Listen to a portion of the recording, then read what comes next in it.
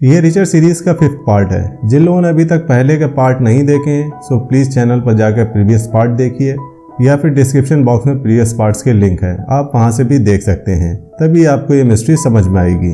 5वें एपिसोड में हम देखते हैं कि मॉली के मरने के बाद ये तीनों उसकी बॉडी को वहीं पर छोड़ा है और इन्होंने 911 पर कॉल कर दी थी। ये वहाँ पर इसलिए नहीं रुके क्योंकि इनको डर था कि अटलांटा पुलिस भी मार्गरेट पुलिस की तरह भ्रष्ट निकली और क्लाइनर के हाथों बिकी हुई निकली, तो वो पूरी कोशिश करेंगे इन तीनों को फंसाने की। फिर वहाँ से गुजरते समय उनका ध्यान फिर से उस डॉगी पर पड़ता है। रिचर्ड कार रुकवाता है और जाकर देखता है कि उसके मालिक ने उसके गले में टाइट पट्टा बांध रखा था। इस बात से रिचर्ड और ऑस्कर दोनों ही नाराज़ हो जाते हैं। फिर जैसे ही उस प्रॉपर्टी का मालिक आता है, रिचर्ड उसके मुंह पर एक मुक्का देता है और फिर वो उस डॉगी को अपने साथ ले जाता है। फिर रॉस्को रिचर्ड को पॉल के घर उतार देती है। रिचर्ड पॉल के घर जाकर उसकी महंगी वाली बेंटले कार निकाल लेता है। उसकी पहली वाली कार के पीछे गोलियों के निशान लगे हुए थे, इसलिए वो उसे हर जगह नहीं ले जा सकता था। फिर वो रॉस्को के पास आता है। रॉस्को उस समय अपनी गाड़ी साफ कर रही थी क्योंकि उसकी गाड़ी के ऊपर किसी ने अपशब्द लिख दिए थे और रिचर्ड को पता था कि यह काम किसका है। ये काम था जूनियर क्लाइनर का और उसके साथियों का। वो एक होटल में बैठे बातें कर रहे थे। फिर रिचर्ड उन्हें ढूंढ लेता है। पहले तो वो एक दूसरे से प्यार से बात करते हैं, लेकिन बाद में मामला गर्म हो जाता है। रिचर्ड उन तीनों को पीटता है, लेकिन इतने में वहाँ पर रॉस्को और ऑस्कर आ जाते हैं। तभी मौके पर मिस्टर क्लाइनर भी आ जाते हैं। वो सभी को फाइट करने से रोकते हैं। फिर वो ऑस्कर को कहते हैं कि रिचर्ड को यहाँ से ले जाओ। ऑस्कर कहता है कि मैं तुम्हारा ऑर्डर क्यों मानूं। तभी वहाँ पर बैठा एक बूढ़ा आदमी कहता है कि ये बच्चे पहले यहाँ आराम से बैठे थे, जब से ये पहलवान आया तब से ही झगड़ा शुरू हुआ है। मिस्टर क्लाइनर कहते हैं कि तुम एक अच्छे नागरिक हो। फिर रिचर्ड जूनियर क्लाइनर को कहता है कि तुमसे जल्द ही मुलाकात होगी छोटू, और वहाँ से बाहर चला जाता है। फिर रॉस्को के फ़ोन पर टील का फ़ोन आता है। टील उसे फायर कर देता है। ऑस्कर के पूछने पर वो बताती है कि मैंने उस जली हुई कार की रिपोर्ट दर्ज नहीं की थी, इसलिए अपना काम ठीक ढंग से ना करने के लिए उसने मुझे फायर कर दिया है। अब क्या करेंगे? रिचर्ड कहता है कि हम जो के पेंडिंग काम को पूरा करेंगे। ऑस्कर कहता है कि मीटिंग को अभी 3 दिन नहीं हुए हैं, इसलिए वो लोग अभी वापस नहीं आए होंगे। उनके आते ही न्याली हमें बता देगी, और गैरेज हम जाकर देख ही चुके हैं। अब बचती है ग्रे की फाइल। क्या ग्रे ने कभी तुम्हें कोई गिफ्ट दिया है?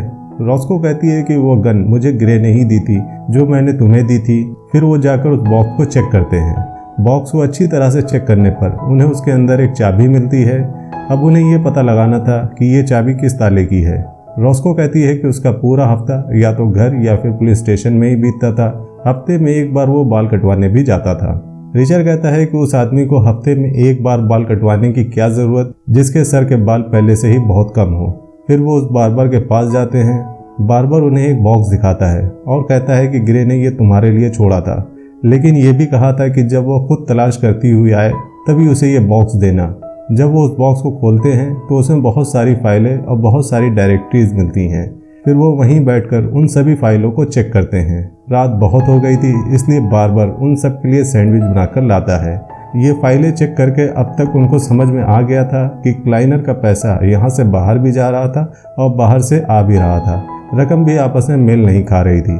क्लाइनर ने मार्ग शहर के लोगों की ईमानदारी खरीद ली थी ताकि कोई भी उसके खिलाफ कुछ कहे तो सब लोग उसके सपोर्ट में खड़े हो जाएं। रॉस्को पूछती है कि मार्गरेट शहर ही क्यों चुना उसने, कोई और क्यों नहीं चुना। फिर रिचर्ड मैप में सबको समझाता है कि क्लाइनर ने मार्गरेट शहर इसलिए चुना क्योंकि यहाँ से नकली नोट आसपास के इलाके में फैलाना आसान है। रास्ते में कोई पुलिस नाका भी नहीं है। अब रॉस्को को समझ में आ गया कि उसके अंकल ग्रे को भी इन लोगों ने ही मरवाया होगा। फिर वो गुस्से से बाहर चली जाती है। फिर जब रिचर्ड बाहर जाता है तो उसके पास न्याली का फ़ोन आता है। वो उसे बताती है कि उसके हाथ महत्वपूर्ण जानकारी लगी है। फिर वो उसे मेम्फिस में आकर मिलने को कहती है। वो उसे अपना प्रॉपर एड्रेस नहीं बताती है, लेकिन रिचर्ड को पता था कि वो कंजूस है। वो ज़रूर ऐसी जगह पर रुकेगी जहाँ से बस स्टैंड भी बिल्कुल पास में होगा और खाने पीने की पूरी व्यवस्था भी होगी। रिचर्ड उसे ढूंढ लेता है। न्याली कहती है कि मुझे पता था कि तुम मुझे ढूंढ लोगे। फिर न्याली उसे बताती है कि तुमने जिसके नंबर मुझे दिए थे मैंने उन सभी का पता लगाया, लेकिन उन सबको मार दिया गया है। मरने के बाद उसकी बॉडी को बुरी तरह से कुचल दिया गया। रिचर्ड कहता है कि बिल्कुल ऐसे ही मेरे भाई के साथ भी हुआ। न्याली कहती है कि इसका मतलब अब तुम लाशें बिछा दोगे। रिचर्ड कहता है कि मैंने ये काम ऑलरेडी शुरू कर दिया है। न्याली कहती है कि तुम अपना ख्याल रखना। क्योंकि वो लोग कत्ल करने से घबराते नहीं हैं, वरना तुम्हारे साइज को देखते हुए एक साथ 2 दोस्तों को खोने जैसा महसूस होगा। उधर रॉस्को टील के पास जाती है और उसे मारने लगती है। फिर ऑस्कर उसे वहाँ से निकाल कर ले जाता है और उसे समझाता है कि तुम्हें उस पर इस तरह से हाथ नहीं उठाना चाहिए था।